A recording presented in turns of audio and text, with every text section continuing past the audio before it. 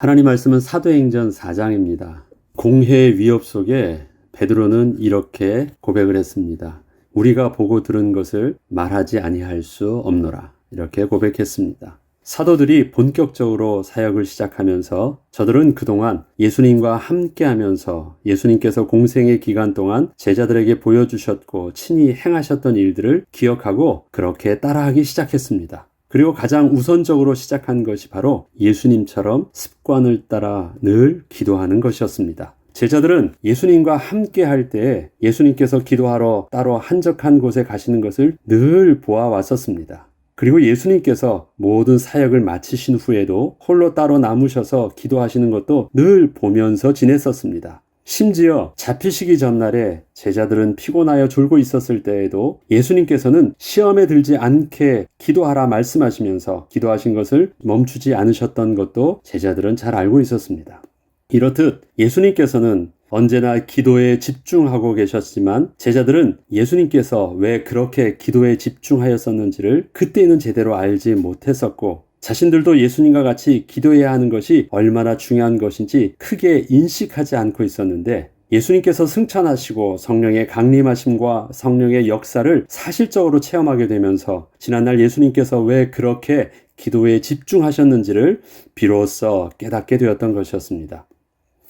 예수 그리스도께서 이 땅에 오셔서 행하실 가장 중요한 일은 하나님을 떠난 죄인들이 다시 하나님과 연합한 백성으로 회복해야 하시는 일이었습니다. 그리고 사람이 범죄함으로 떠나셨던 성령 하나님을 다시 하나님의 백성들에게 보내시는 일이셨던 것입니다.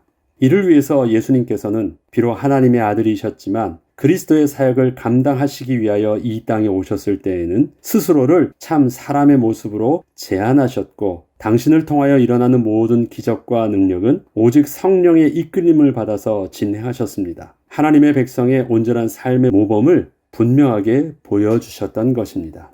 이처럼 제자들은 예수님께서 승천하신 이후에 성령의 강림하심을 체험하면서 그동안 제자들과 함께 하시면서 행하셨던 예수 그리스도의 사역을 온전히 깨닫게 되었기에 저들은 비로소 예수의 제자된 올바른 모습을 찾고 예수님처럼 본격적으로 기도하기 시작했던 것이었습니다. 그리고 기도하면서 나아가던 중에 일어나고 있던 만남과 사건 속에서 성령께서 주도적으로 역사하실 수 있도록 성령의 인도하심에 민감하게 반응하며 기도와 말씀 전하는 것을 계속할 수 있었습니다.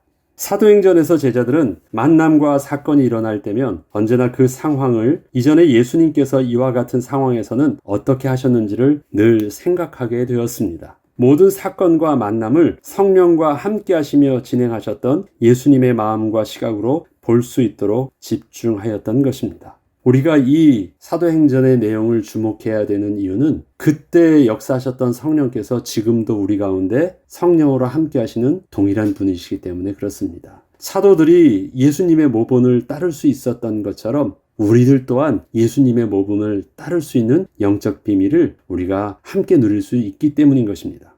본문에 날 때부터 걷지 못하던 병자를 고치게 되었던 순간에도 베드로와 요한은 이전에 예수님과 안식일 날을 걷고 있다가 날 때부터 맹인되었던 자를 보면서 제자들이 예수님께 이렇게 물었던 것을 기억했을 것입니다. 요한복음 9장 2절로 3절에 보면 제자들이 물어 이르되 랍비여 이 사람이 맹인으로 난 것이 누구의 죄로 인함이니까 자기니이까 그의 부모니이까.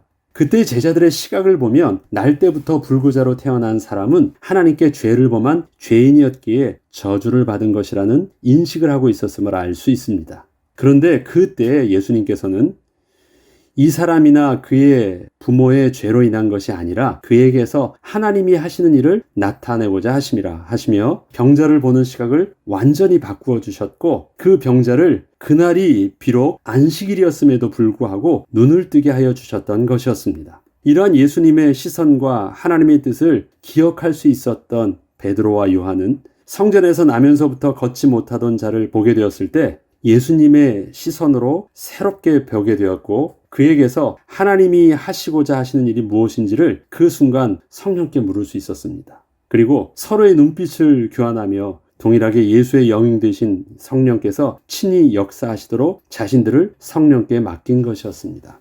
옛날에는 어땠습니까? 죄인이었죠. 그래서 별 관심이 없었습니다. 그런데 늘 그렇게 지나다니다가 문득 그 날 때부터 안진뱅이였던 자를 볼 때 전에는 인식하지 못했는데 예수님의 모본을 쫓아서 기도하러 가고 있을 그때 그 안진뱅이가 새롭게 보이기 시작한 것이에요. 처음 본 것은 아니었습니다.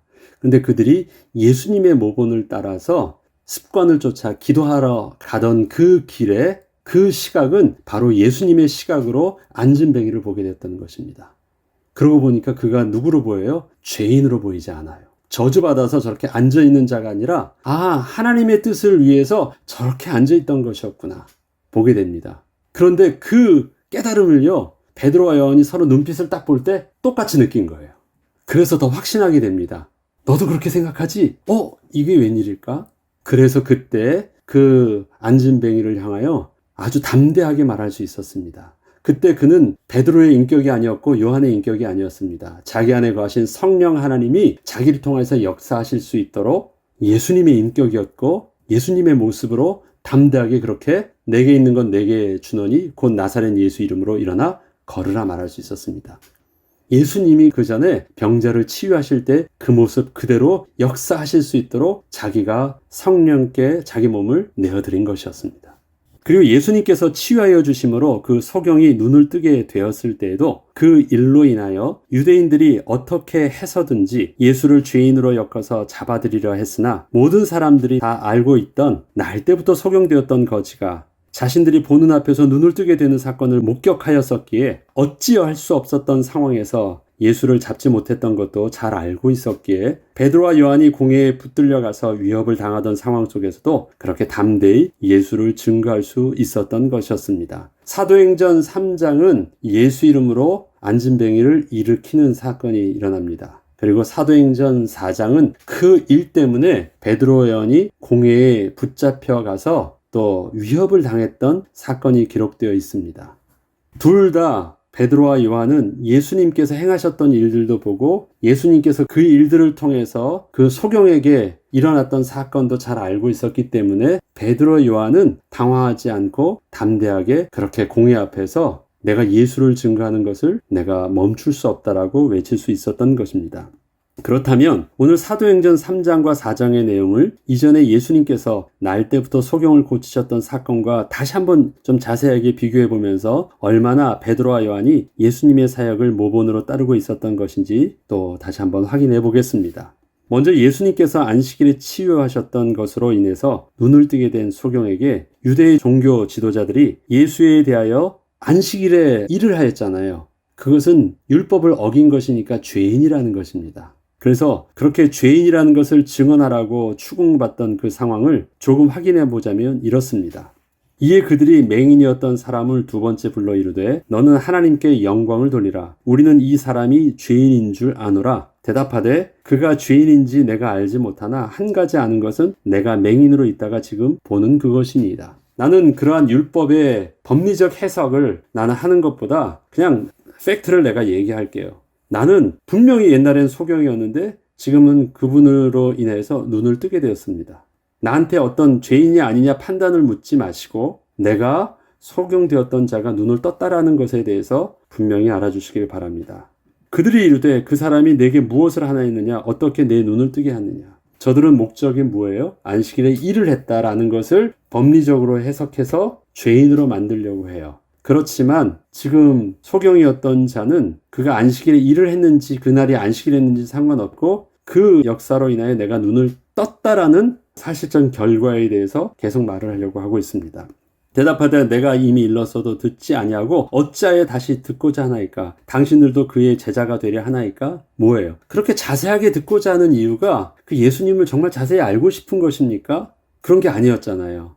그들이 욕하여 이르되 너는 그의 제자이나 우리는 모세의 제자라. 하나님이 모세에게는 말씀하신 줄을 우리가 알거니와 이 사람은 어디서 왔는지 알지 못하노라. 다시 말해서 뭐예요? 하나님께서 모세를 통해서 율법을 주신 것이 정확하게 맞지 않느냐. 그래서 우리는 모세를 통해서 나타나는 율법을 모세의 말로 여기지 않고 하나님의 권위로 우리는 순종하고 있다. 근데 그 율법에서 안식일날 일하면 그건 저주를 받아 죽어 마땅하다고 말하고 있는데 예수님께서 안식일날 병을 고치는 일을 한 것 아니냐? 그러니까 그가 죄인 맞지? 그렇게 말하고 있는 것입니다. 그 사람이 대답해 이르되 이상하다. 이 사람이 내 눈을 뜨게 하였으되 당신들은 그가 어디서 왔는지 알지 못하는도다. 하나님의 죄인의 말을 듣지 아니하시고 경건하여 그의 뜻대로 행하는 자의 말은 들으시는 줄을 우리가 아네이다. 창세 이후로 맹인으로 난 자의 눈을 뜨게 하였다 함을 듣지 못하였으니 이 사람이 하나님께로부터 오지 아니하였으면 아무 일도 할 수 없었으리라. 무슨 말입니까? 맹인이 떴다. 이건 창조의 역사가 일어난 것인데 이것은 하나님이 아니시면 하실 수 없던 일들 아닌가. 그런데 그가 하나님이 하실 수 있는 일들을 하였다는 것은 그가 죄인이라고 말하기에는 맞지 않는 것 아니냐. 당신도 그것을 알고 있지 않느냐. 난 눈을 떴잖아. 이것을 보면 분명히 하나님이 그를 통해서 하나님의 창조의 역사를 이뤘다면 그는 죄인이 아닌 것 같은데. 그들이 대답하여 이르되 내가 온전히 죄 가운데서 나서 우리를 가르치느냐 하고. 이건 뭐예요? 너 저주받은 자에서 태어나서 그렇게 소경으로 있던 자 아니냐? 그게 죄 가운데 나서예요. 사실은 모든 사람이 다 죄 가운데 났었는데 지금 유대인들은 선민이란 사상 가지고 우리는 하나님 앞에 택함 받았다고 해서 자기는 죄인이 아니라고 착각을 하고 있었거든요. 지금 그렇게 말하고 있는 것입니다. 그런데 사실은 할 말이 없거든요. 그러니까 이에 쫓아내어 보내니라. 예수께서 그들이 그 사람을 쫓아냈다 하는 말을 들으셨더니 그를 만나사 이르시되 내가 인자를 믿느냐? 대답하여 이르되 주여 그가 누구 오시니까 내가 믿고자 하나이다. 예수께서 이르시되 내가 그를 보았거니와 지금 너와 말한 자가 그이니라. 이르되 주여 내가 믿나이다 하고 절하는지라. 왜냐하면 자기가 이미 고백했거든요. 자기에게 이러한 창조 역사를 일으키는 자는 하나님이 보내신 자다.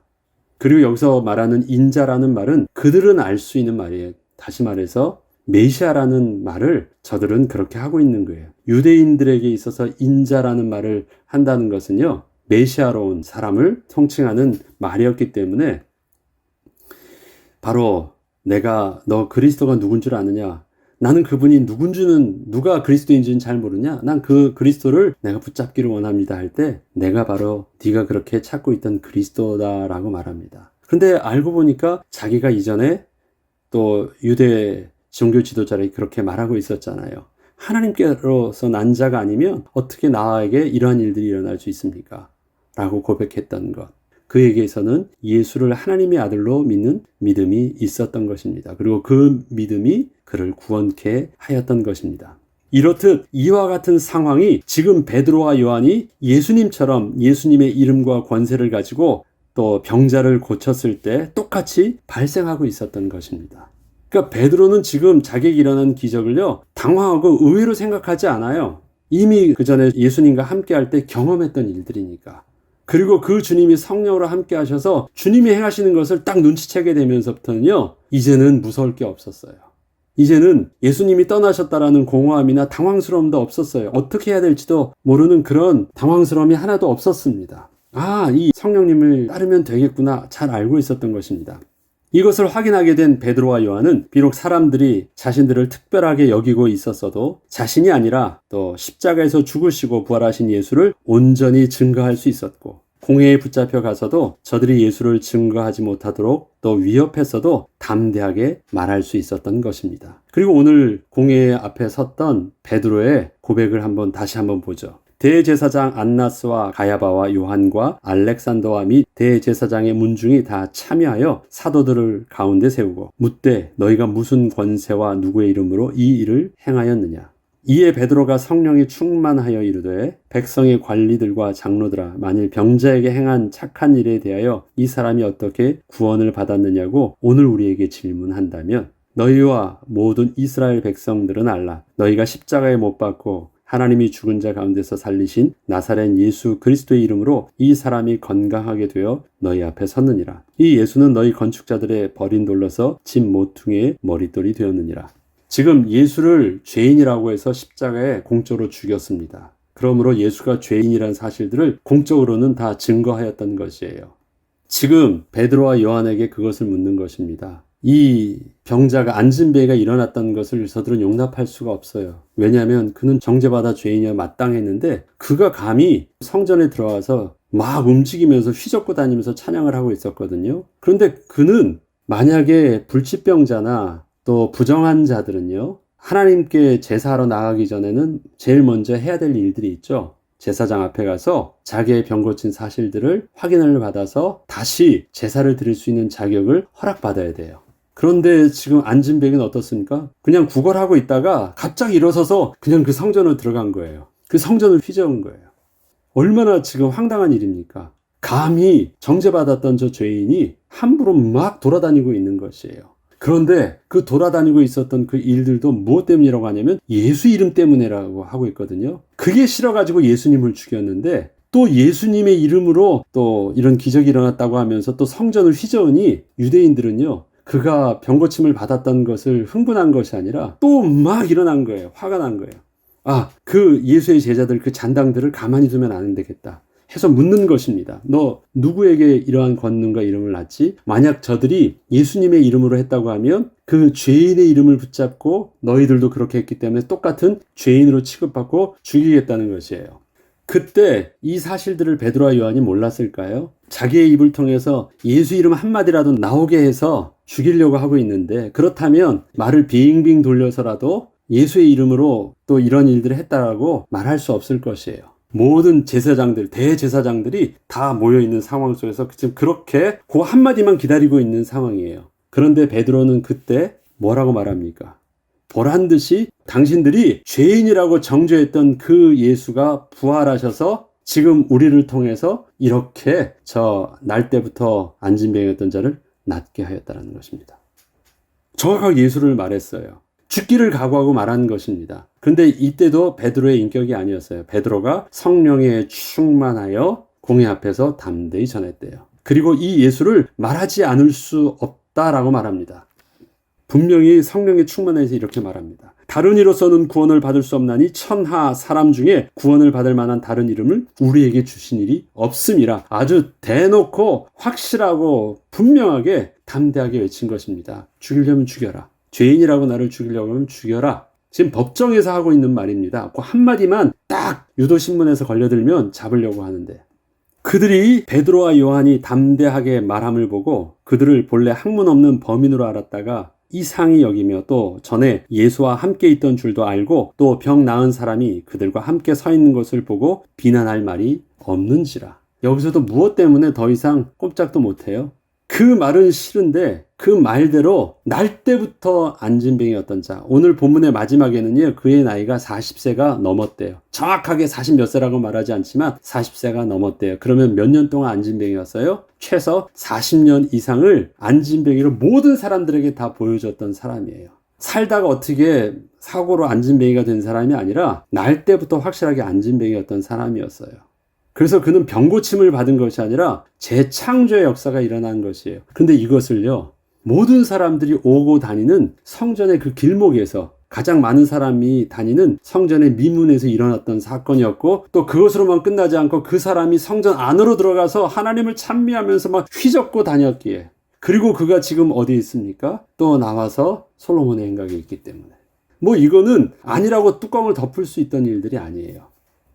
베드로와 요한이 하는 말은 너무 기분 나빴지만 베드로와 요한을 통해서 창조의 기적이 일어난 일들은 어떻게 부인할 수 없었기 때문에 더 이상 말을 하지 말라고 말하지 못하고요. 더 이상 말하면 죽어 라고 위협만 하고 그냥 쫓아보낼 수밖에 없었습니다.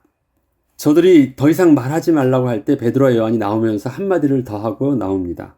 베드로와 요한이 대답하여 이르되 하나님 앞에서 너희의 말을 듣는 것이 하나님의 말씀을 듣는 것보다 옳은가 판단하라. 우리는 보고 들은 것을 말하지 아니할 수 없다. 여기서 듣는다는 말은 무슨 말이에요? 하나님의 말을 순종하는 것이 옳은 것이냐, 당신들의 말을 순종하는 것이 옳은 것이냐. 그들은 지금 하나님을 경외하는 자가 됐어요. 어제도 말씀드렸지만 성령의 임재하심을 통해서 하나님의 실제성을 인식한 거예요. 그래서 저들의 삶이 하나님 앞에서의 경외함이 실질적으로 있게 된 것입니다. 추상적인 것이 아니었어요. 아, 하나님이 지금 우리 앞에 계시는 것이구나. 그렇다면 나의 삶을 어떻게 해야 되지? 그렇다면 내가 그 하나님의 인도함 받기 위해서 어떻게 해야 되지? 저들은 삶을 회개하기 시작했고, 삶을 또 도덕적으로나 신앙적으로 고치기 시작했고, 지금 그러한 하나님을 경외하는 모습 속에서 또 베드로 요한도 그렇게 말한 것입니다. 하나님은 우리 앞에 계신데 내가 하나님 말씀을 순종하는 것이 맞느냐? 당신들의 말을 순종하는 것이 맞느냐? 나는 하나님 말씀을 순종하는 것이 마땅하다고 본다. 관리들이 백성들 때문에 그들을 어떻게 처벌할지 방법을 찾지 못하고 다시 위협하여 놓아주었으니 이는 모든 사람이 그 된 일을 보고 하나님께 영광을 돌림이라. 이렇듯 베드로와 요한은 자신들에게 일어나고 있던 일이 한 번도 경험치 않았던 새로운 성령의 역사가 아니었음을 분명히 알게 되었습니다. 이미 예수께서 제자들과 함께 하실 때 성령의 인도하심을 따라 직접 제자들에게 보여주셨던 일이었었기에 그 성령께서는 바로 지금도 부활하사 자신들과 함께 하시는 예수의 영이심을 정확하게 인식하게 되었던 것입니다. 이처럼 예수님께서는 지금도 우리와 성령으로 함께하고 계십니다. 유대의 지도자들이 예수님의 제자들에게 무슨 권세와 누구의 이름으로 이와 같은 일을 하느냐고 물었을 때 제자들은 그들 안에 성령으로 내주하시는 분이 바로 예수 그리스도이심을 믿었기에 담대하게 예수를 증거할 수 있었던 것처럼 지금도 우리 안에 함께하고 계신 성령님께서는 예수께서 지금도 부활하사 우리 가운데 성령으로 함께 계심을 믿고 그 이름으로 함께 모이는 주의 백성들에게 동일한 하나님의 창조 역사와 구원을 분명히 이루어 주실 것입니다.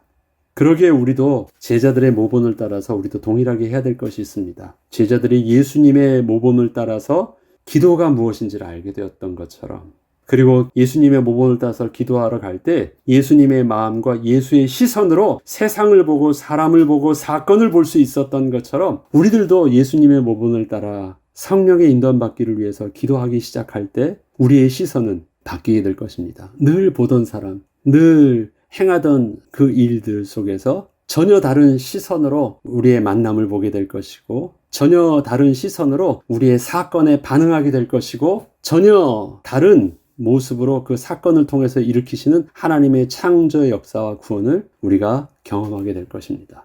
왜? 동일하게 우리 가운데 성령으로 계신 분이시니까. 그래서 오늘도 예수님의 모범을 따라 기도하며 성령의 인도하심 가운데 하나님 나라를 회복하는 그 하루가 되기를 또 우리가 기도하면서 하루를 인도받아야 되겠습니다. 기도하겠습니다. 하나님 아버지, 우리 가운데 성령으로 계신 하나님은 2000년 전에 제자들과 함께 하셨던 그 동일한 하나님이셨고 또 그 하나님은 제자들과 공생애가 함께 하시며 제자들의 삶의 모본을 보여주셨던 예수님의 모습과 동일한 예수의 영이셨습니다. 하나님, 그러하기에 오늘도 우리가 예수님의 삶의 모본을 따라 우리도 늘 주 앞에 기도하기를 멈추지 않게 하시고 또 예수님께서 광야에서 사단의 시험을 말씀으로 이기셨던 것처럼 우리에게도 오늘 주님 주시는 그 말씀이 세상을 이기는 영적 비밀이 되게 하여 주옵소서. 또 성령의 인도하심을 따라 오늘도 이 땅에서 하나님 나라를 회복하는 주인공으로 서는 귀한 축복의 날 되게 하여 주옵소서. 감사드리며 우리 주 예수 그리스도의 이름으로 기도합니다.